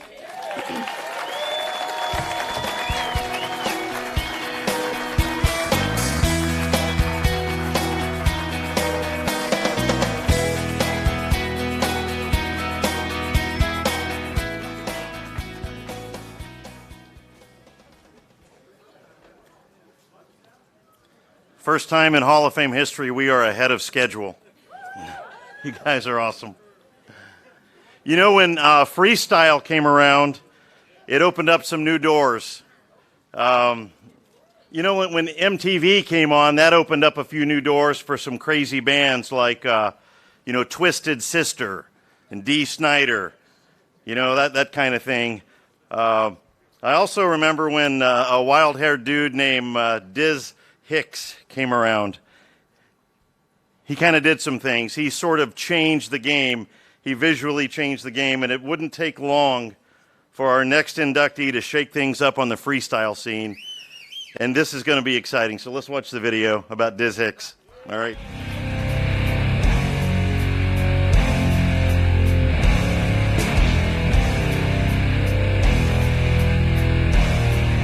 John Hicks was taught at an early age to go fast and to always go balls out. By his early teens, he'd already excelled in racing both motocross and BMX alongside of his older brother Bob. So when the fresh moves of freestyle first appeared in the magazines, that was when John really found his groove. One day, after practicing spinning tricks continuously until he got dizzy, his riding buddies gave him a lasting nickname. Diz was born. Getting his start as the star rider of the Gork Trick Team in 1983, Diz first made his mark by winning the amateur category at the first ever AFA World Championships in Burbank, California. Following a feature article in the fourth ever issue of Freestylin' magazine, he would land a spot on Factory CW's Freestyle Squad, ripping it up alongside Mike Buff and Seppi Mays. All the while creating havoc for team managers Mike Miranda and Magoo. With his Dee Snider-like blonde hair and full-on rocker attitude, Diz rode at shows and competitions to the latest speed metal and quickly built a reputation in the freestyle world, blasting big airs to Motley Crue, ripping up the wedge ramp to Twisted Sister, and shredding some flatland to Anthrax. Just like Metallica, he was riding the lightning. Best known as a mini-ramp specialist, the master of disaster set the benchmark on kick-turn tricks. But he was also highly innovative on the flatland scene. Diz is credited for inventing the mega trick, flipping your bike upside down for a fast and furious flowing string of maneuvers that are still used today in modern flatland riding. To this day, Diz is considered one of the greatest showmen of the early freestyle era, and amazingly, CW is still part of his daily life as owner of Custom Wood Flooring. Please join us by throwing some horns up in the air and light this place up with your cell phone for this year's 2019 Freestyle Inductee, John Diz Hicks.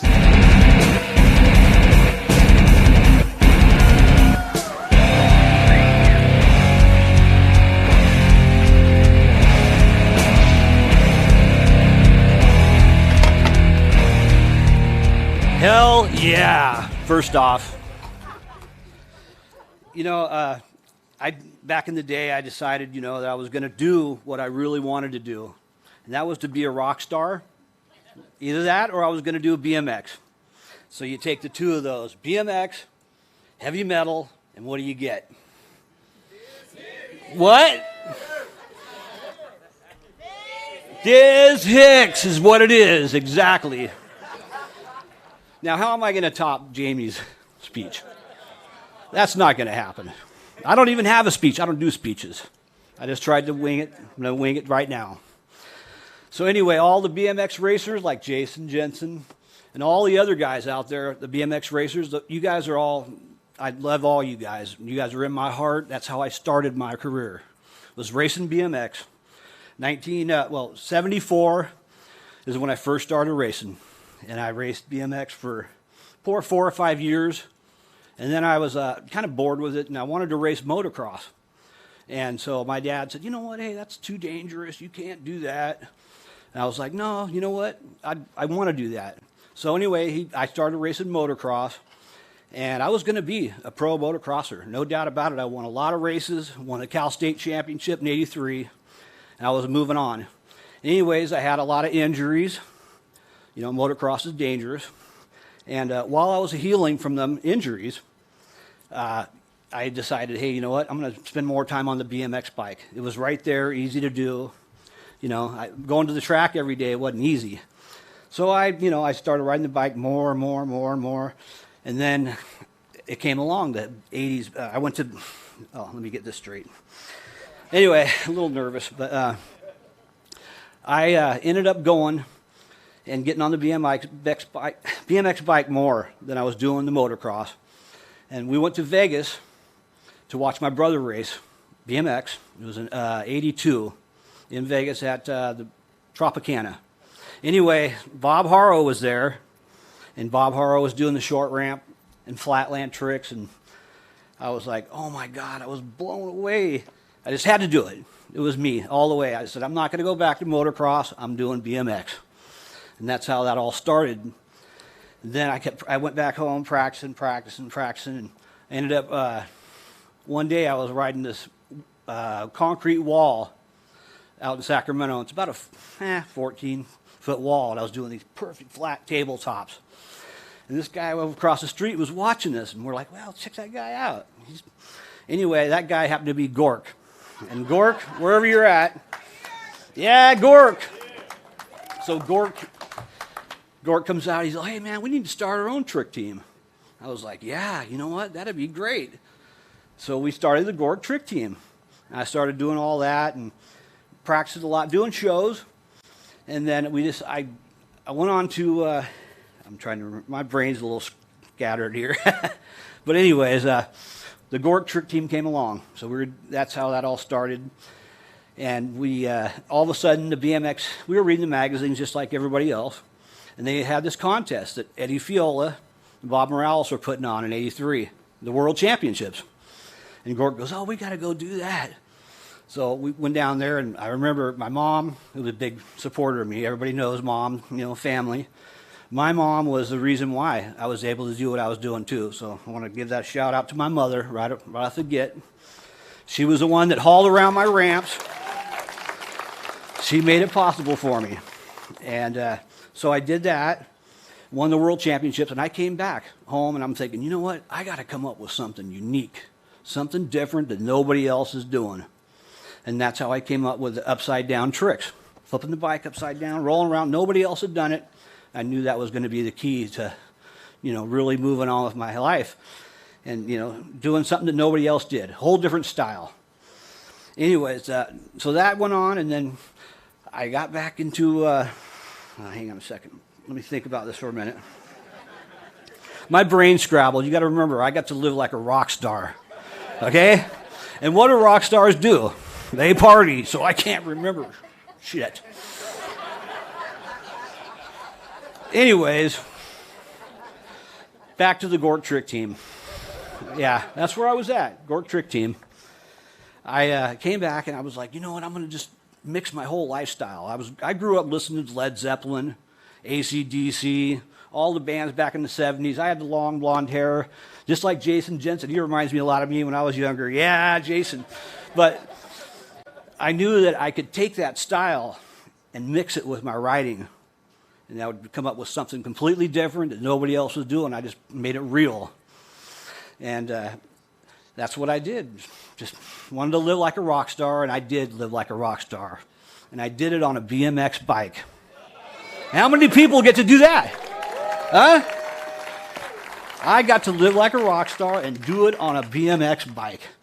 And I had nothing. I just wanted to do shows and be in front of people. It was just like, that's all I wanted to do.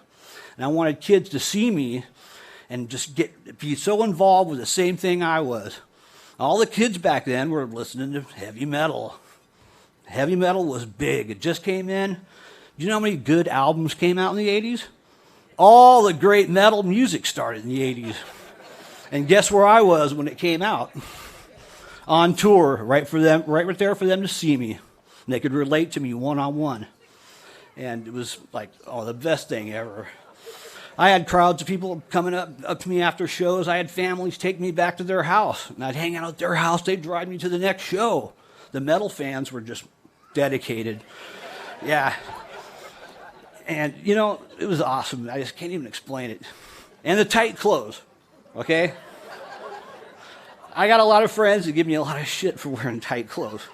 But you could get away with it back then. I told them, I'm like, hey, you could do that back then. It was okay. I mean, I wouldn't do it now, but hey, yoga pants are in. Aren't they? I ain't wearing none, but yes, they're in. And I did back then. But it was about, you know, the leather, the spikes, the concert shirts. Remember the rock pins? You'd pin those on your jacket. And all those kids would come to the shows.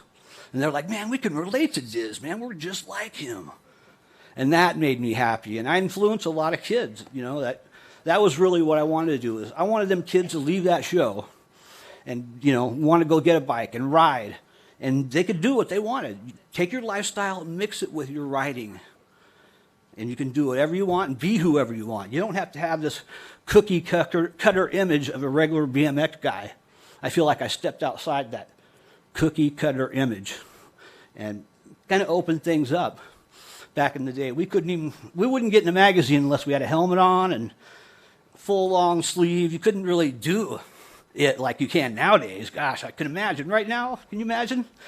I could have went nuts with these cell phones and all that shit that's going on. We didn't have none of that. No, heck no. It was just, oh man, what an incredible ride it was. You know, I can't even think of anything I could ever want to do in my life. And I even tell people now these days, I'm like, hey, don't feel sorry for me. If something were to happen to me, you know, from all the abuse, all the drinking and falling down drunk, you know, if I can live through all that, anybody can, you know, anybody can. So I'm thrilled to death to just still be alive. And Mike Miranda, where are you at? He was my team manager. I'm still alive, Mike. Yeah. Mike said, you know, he said when I was on tour, he's like, hey, Diz, you know what? You probably won't live past your 30. And he wasn't wrong. He's right. He was right. Yeah. Well, I made it past 30. But anyway, yeah, I'm just really glad to be a part of this whole family, the BMX family. And this is where I belong, right here in the Hall of Fame. Yeah. This is, I can't even begin to tell you how honored I really am. It's, you know, I've been living the last many years just a normal, average guy, as nobody knows who I am. When you're in public, nobody knows who you are. You're just an average guy like everybody else. But I'm just really happy that Bob Harrow is the one that really I got to thank the most, though. If it wasn't for him, you know Bob Harrow, I would not be here without Bob Harrow. Let's get that straight. That guy started everything.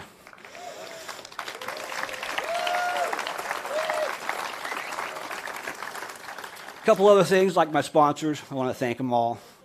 And I want to thank CW Bikes, Roger's right here, the owner. Without Roger Worsham, I wouldn't be here.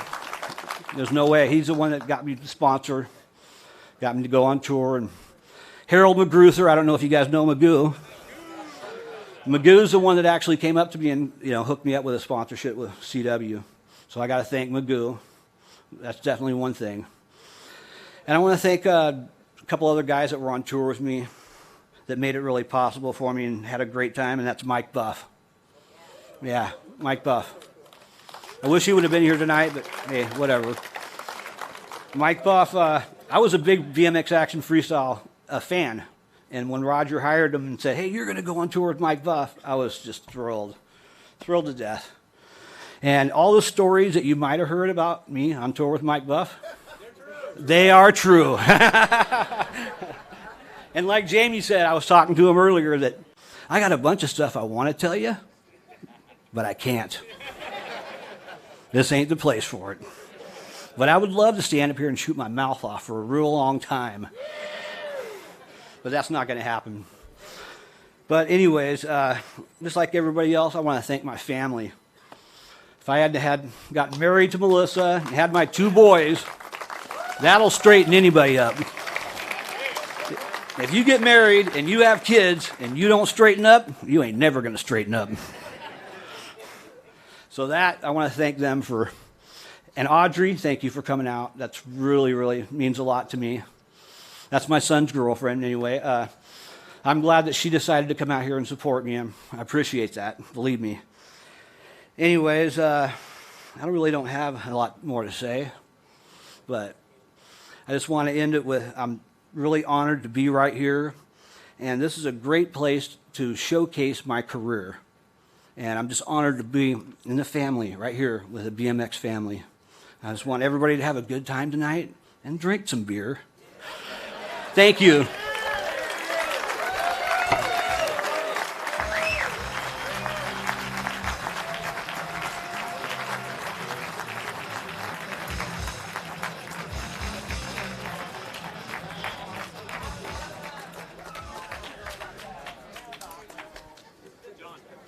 What a great night.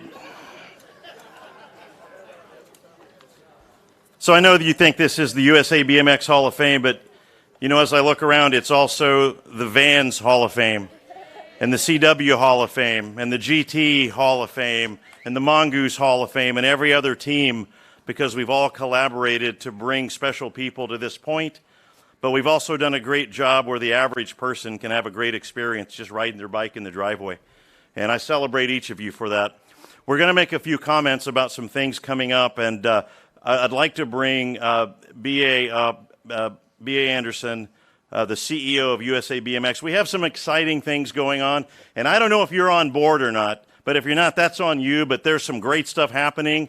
The train's leaving. We got great things coming. And B.A., can you give us a few minutes up here? This is my friend B.A. Anderson.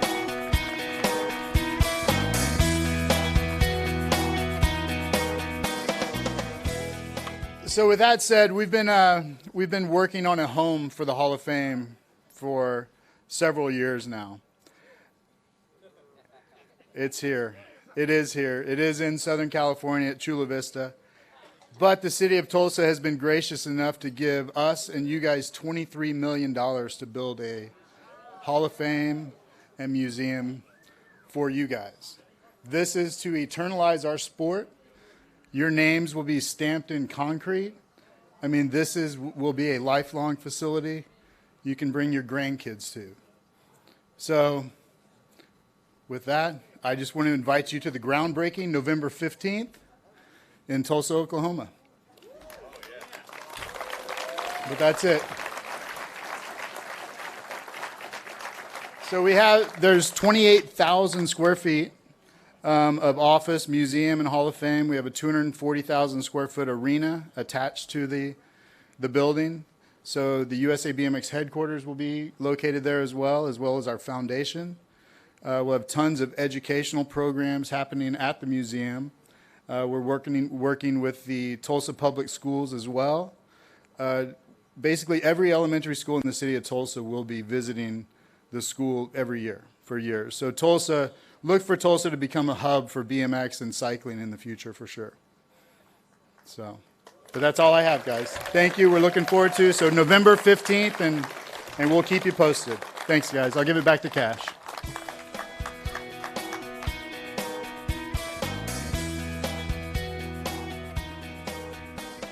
Hey, real quick, I want to thank our sponsors over here, Box. I don't know, do we have anybody here from there? Haro and Vans, thank you guys for all that you do to support this, our sponsors for this tonight. We're getting a $23 million facility? Wow. That's kind of awesome. Wow. Hey, I want to wrap up here. I want to kind of look forward for the next 50 years. You know, the theme tonight has been family. And we keep talking about family, and you know, we've been through a lot together as a family. We've been through injuries and illness, and I see over here Lisa Turner standing, battling cancer in the last year. We come together as a family. And honestly, that's such a great part of our sport. I'm going to bring you up today just some things. The new schedule for next year for USA BMX is up. We're going to some great places at the end of May. Next year, 2020, you know, BA said, hey, we have a 2020 vision for BMX, and in 2020 we have a great vision. The UCI World Championships return to the United States at the brand new multi-million-dollar facility in Houston, the Rockstar Energy Park. So I hope we can support that. They're going out to all the schools in Houston. Guys, BMX is literally just 50 years old. When the NFL was 50 years old, Johnny Unitas played for $9,000 a year. All right, so we're in a pretty good spot relative to other sports, and we've got the single greatest Hall of Fame in the history of all sports, and I appreciate all your contributions. Next year, there's a tiny event in Tokyo, Japan. It's called the Olympics. So I guess we'll have to move the Hall of Fame up to June. That'll be exciting. This will be the 4th time BMX is in the Olympics, and then Freestyle BMX Park is being added to the Olympics as well. And so that is along with skateboarding. So as we look forward,